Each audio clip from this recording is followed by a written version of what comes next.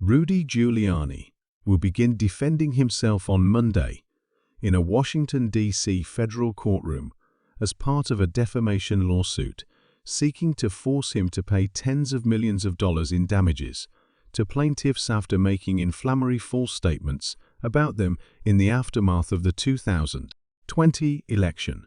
Giuliani has already conceded he made defamatory statements about Ruby Freeman and her daughter Shaye Moss, two black election workers in Fulton County who said they faced death threats because of his claims.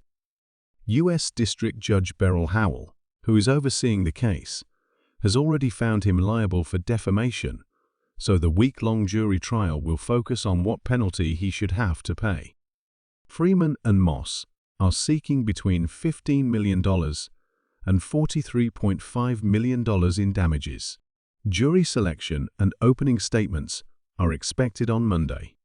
The case is significant because it is one of the most aggressive and advanced efforts to get accountability from Donald Trump allies who spread lies about the election as part of the ex-president's efforts to overturn the 2020 election.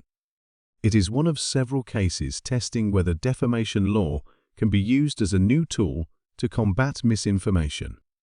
And perhaps more than any other episode in the chaotic aftermath of the 2020 election, it crystallizes the human toll of election denialism.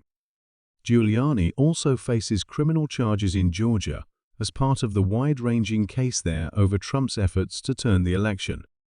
After the 2020 election, Giuliani had amplified and circulated misleading security footage he claimed showed Freeman and Moss counting ballots after tallying had ended on election night. Even after Georgia election officials quickly debunked the claim, Giuliani continued to spread the false claims. Freeman and Moss say their lives were upended as they became the subject of vicious attacks. They faced death threats, and strangers came to Freeman's home to try to execute a citizen's arrest.